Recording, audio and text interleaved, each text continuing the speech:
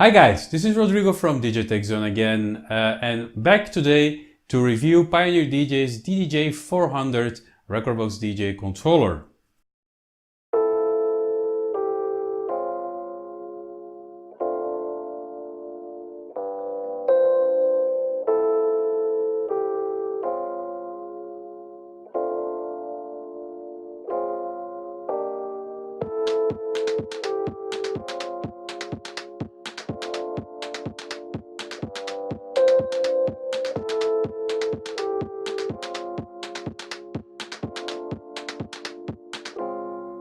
The DDJ-400 is the next step into getting the Pioneer DJ controller line fully into the Rekordbox DJ ecosystem and fully into the Pioneer DJ ecosystem. Why? Because after the DDJ-1000, it really takes the Pioneer DJ typical DJM CDJ design onto the beginner level and onto the DJ controller level or the DJ controller entry level.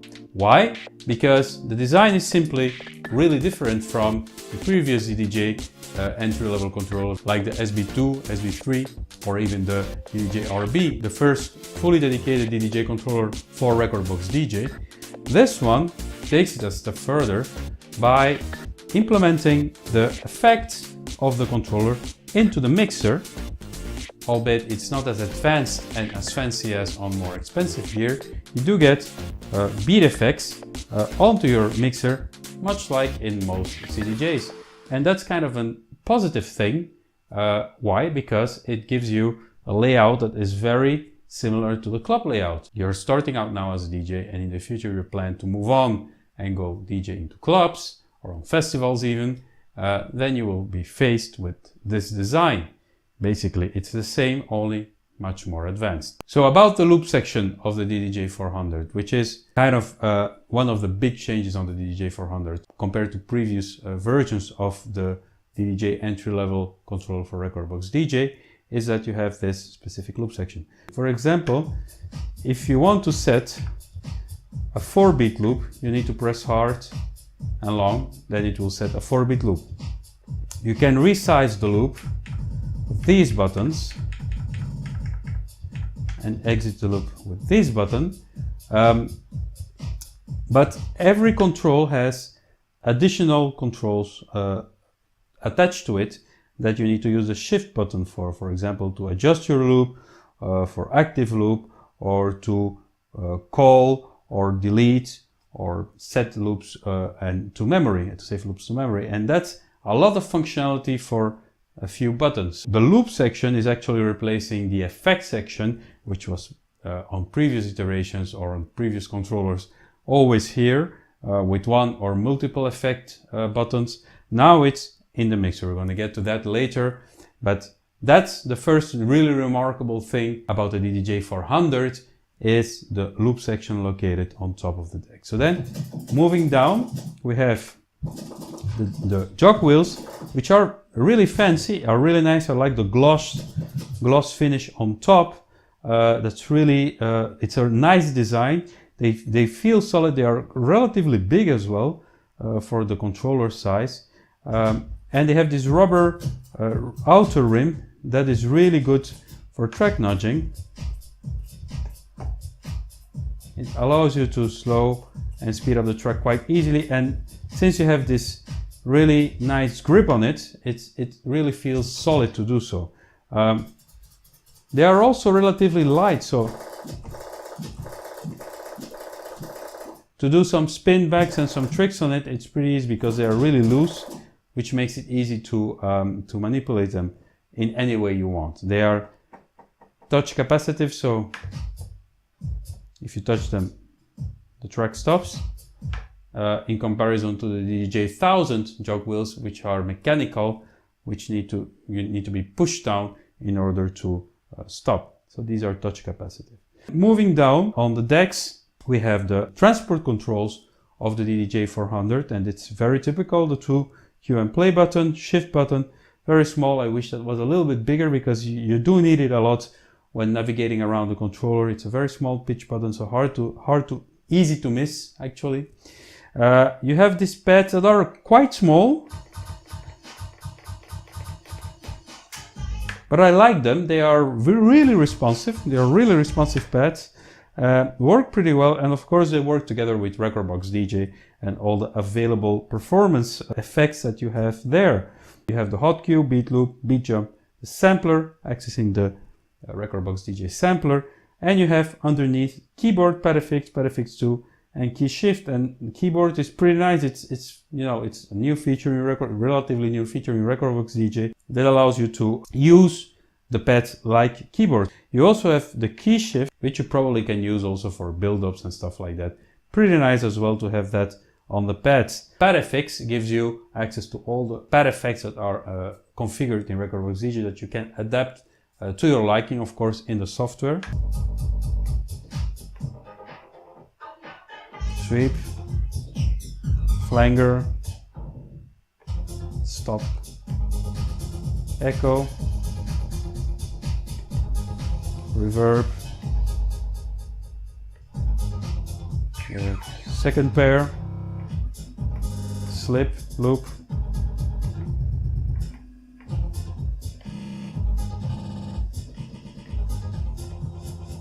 reverse slip loop, also nice. Even though you don't have the effects section on top of the deck, you still have access to effects that you can customize through the pads, which compensates a little bit for the lack of effect buttons on the top. You have a pitch fader that is improving, really improving. Good job, Pioneer DJ, to finally make a decent sized pitch fader for an entry-level controller. You still could have pushed it a little bit further, a little bit longer, but it's good, it's good. It's bigger than the really micro pitch faders on previous entry-level controllers from Pioneer DJ. I like it. And it's, frankly, if you're beat matching manually like I do, even on this kind of gear, you know, you really need a decent pitch fader. So it's nice to see this pitch fader becoming more usable for also manual beat matching. Really good stuff. Talking about syncing, your beat sync button is on top of the deck, and it also doubles as a tempo range button. Then let's move on to the mixer. The mixer is, well, a very basic mixer. It's an entry-level mixer, but with this design changes that Pioneer DJ did, it does feel much more as a DJM mixer, a very, very basic DJM mixer, mainly because of the beat effects. 2 channels, of course, with filter, low, mid and high EQ, trim buttons, a load section, which all works pretty well, nice faders, well-weighted faders, and a nice, easy-to-use crossfader. So all that is pretty good. The beat section then gives you access to the Rekordbox DJ effects, and the way it works is that you simply select the channel you want to activate for the effect, and then you select the effect by clicking on the button. Let's say I want to set a trance, and I can control the beats for the effect very easily here. Flanger, really crazy stuff as well. Let's stick with an echo.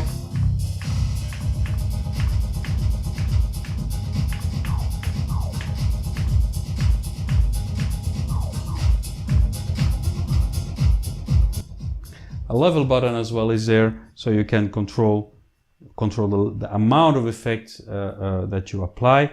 And yeah, you know, it works pretty well. When you buy the DDJ-400, you connect it to Rekordbox DJ, you get something quite interesting. Let me bring it up. You get the possibility to use tutorials. So tutorials on setup, on mixing, on performance.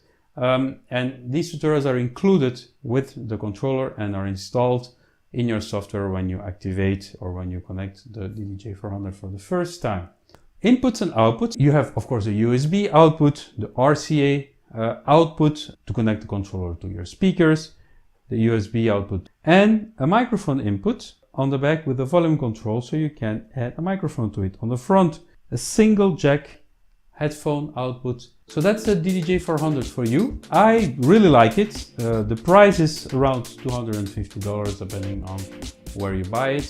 And I think it's a very decent entry-level DJ controller. If you want to stick with Pioneer DJ, if your dream is to become a professional DJ and use the gear that most of the professional DJs use that you see in festivals and in clubs, then this for 250 bucks will give you that kind of feeling in a very, very, very compact and easy to access and easy to use package.